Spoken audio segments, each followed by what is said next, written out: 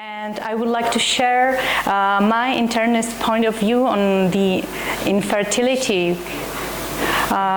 When we start our care for the patient, we should first set our primary goal, which is, of course, a healthy born child. So when I searched the data and studies, I focused on pregnancy rates, live births, and IVF outcome. From the internist point of view, of course, when we try to treat infertility and infertile couple, we have to find conditions that can cause a problem. So, as an internist, I usually treat patients with thyroid gland disease, and it's quite easy to treat hypothyrosis or thyrotoxicosis, but sometimes we are struggling with patients with obesity or PCOS, and very often it's complicated because you need to change their whole lifestyle management. So when I prepared this presentation, I focused on pillars of health, and I think it can be interesting not only for IVF clients but also for you, because I will mention nutrition, exercise, sleep, and stress management from the point of view of general health. Of course, I will talk about obesity and PCOS and IVF outcome.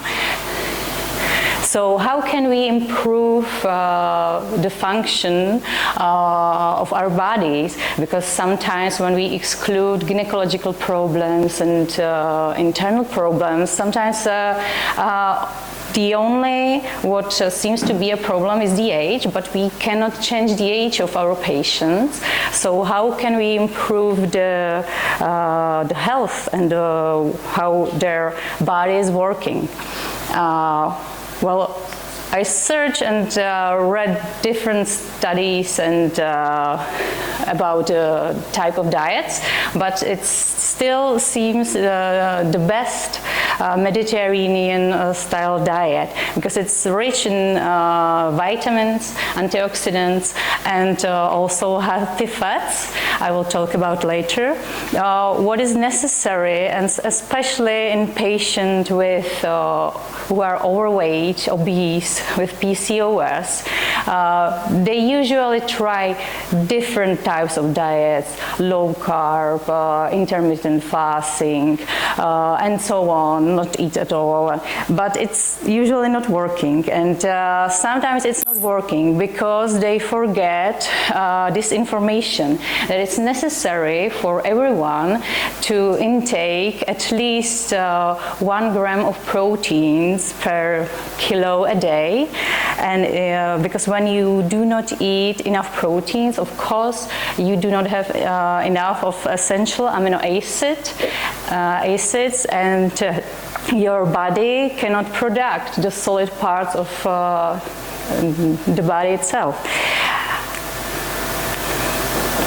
What I would like to mention is fish oil intake, because I think it's one of the healthiest things you can buy without prescription in a pharmacy. We have a human cell here, and on the surface there's a cell membrane, and it is composed from 90% of phospholipids. And quality of fatty acids that are inside of phospholipids are very important for function of the cell membrane, for its physical, chemical, and biological function. And the fatty acids and the phospholipids, they do not interact only between themselves, but there's also lipid-protein interaction. And there are many studies showing that quality of fatty acids we intake are influencing many processes inside of the human cell, and how the human cell reacts to different hormones. It can affect the receptor for growth factor. It influences the source of energy inside of the cells, mitochondria. Quality of fatty acids also influence peroxidation of the lipids and the stage of inflammation. And so we know that also the content of the cell membrane influence phosphokinases that transduce the information from outer of the cell inside to the core and change the gene transcription. So in fact, it influences life or death of the cell. Fish oil intake and omega-3 supplementation significantly reduce cardiovascular morbidity, mortality. It has positive effect in patients with chronic autoimmune diseases, and it prolongs life. There are also studies that prove that omega-3 intake significantly improves women's pregnancy and fertilization rates. So when you go to the pharmacy, please remember to buy also omega-3 and fish oil. I also focused on hormonal balance and diet, and there are studies that say that a Mediterranean style diet is also very beneficial for patients who are overweight, obese with PCOS, because it lowers their testosterone levels. And it is not important only what you eat, but also when you eat it, because there's a study that said that it is also important when you transfer 50% of your calorie intake to the morning hours from the evening. It also leads to lowering of testosterone levels in PCOS women, even when their weight wasn't significantly changed. And we also know that in men, percent body fat is negatively correlated with testosterone levels. So weight reduction in men leads to better testosterone profile. Patients with obesity and PCOS suffers also from insulin resistance, and very long used drug for improving insulin sensitivity is metformin. I found a study that included more than patients for more than 1,000 women with PCOS, and they compare the effect of metformin versus placebo or no treatment. And it seems that metformin improves insulin sensitivity, reduces hyperinsulinemia, suppresses the excessive ovarian production of androgens in women with PCOS. Of course, it has some side effects. The most common are gastrointestinal. And it can also improve or may reduce the incidence of ovarian hyperstimulation syndrome. In a long gonadotropin-releasing hormone agonist protocol, metformin also may increase the clinical pregnancy rate, even though in this meta-analysis the increase of live births wasn't proved. Another drug we have to help overweight and obese patients with PCOS and it's quite a hit recent years, are GLP-1 analogs, glucagon-like peptide-1 analogs. They are used for treatment of obesity, and they are very effective in the weight loss. They increase pregnancy rates, they improve insulin sensitivity by, of course, losing the weight. And their use improves the pregnancy rates even in women who already take metformin. So it can be added to metformin therapy and improves the profit. I do not know where you know the dosage, but for example, liraglutide can be used in very high doses, like 3 milligrams a day, but even the use of low dose, like 1.2 milligrams, is effective for losing weight and the IVF outcome. In the studies, it's recommended that there should be 4-week washout period prior the IVF process. Exercise, there's a big meta-analysis that concluded information from 14 clinical trials, and the result is that exercise is definitely safe for both mother and fetus. Of course, it should be adapted to women's previous fitness level and her medical history and ongoing pregnancy characteristics.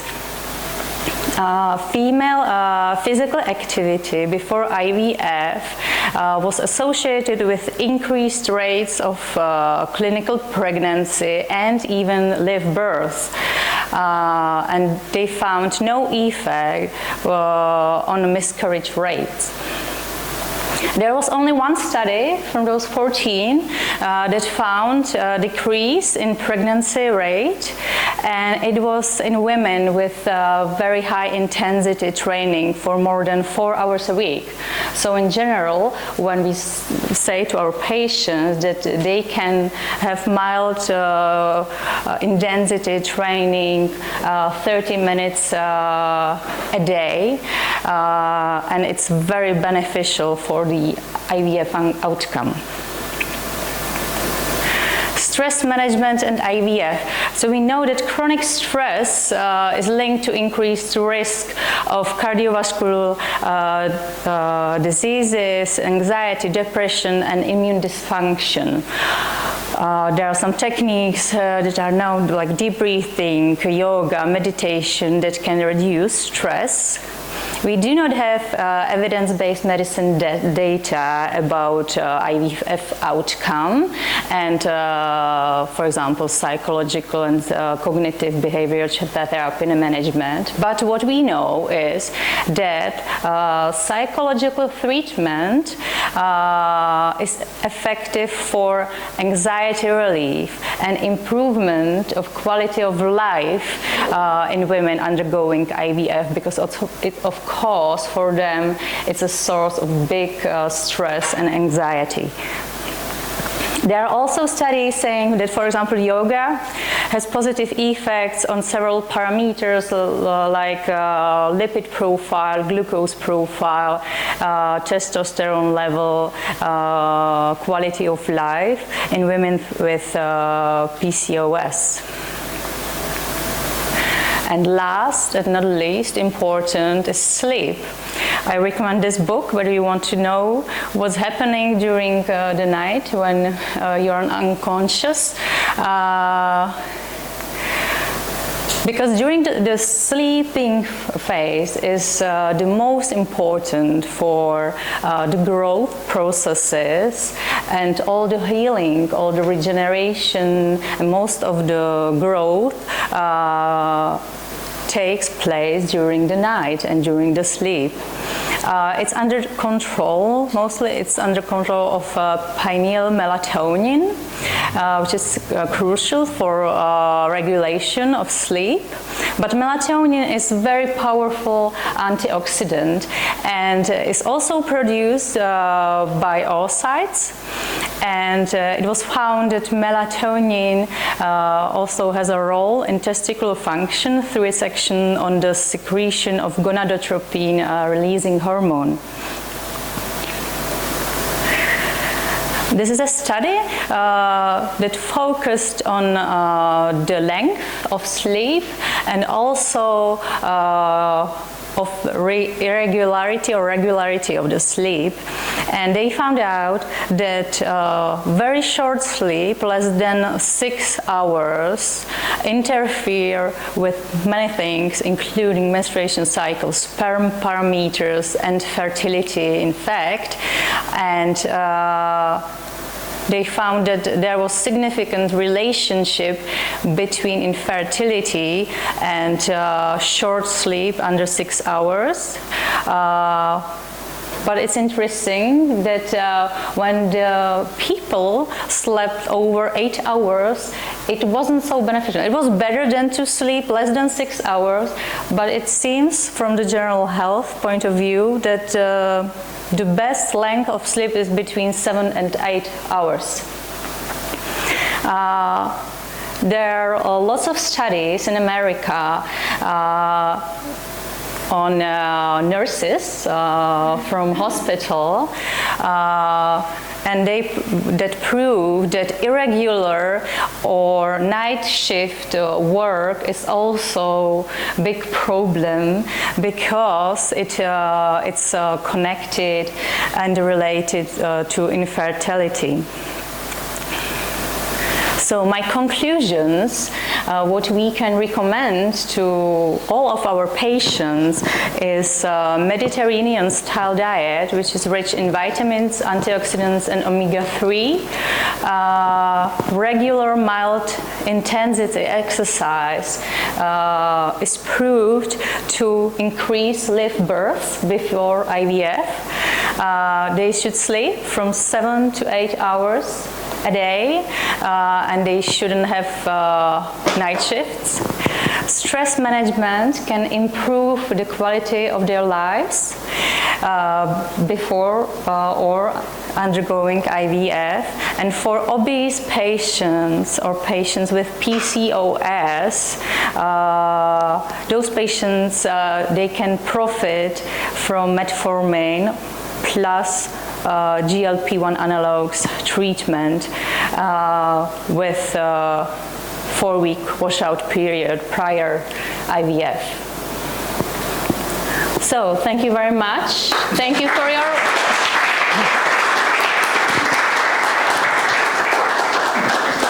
and thank you for your work you do for IVF clients, because this is their goal. Enjoy all the happiness with the kids. Thank you. Ladies and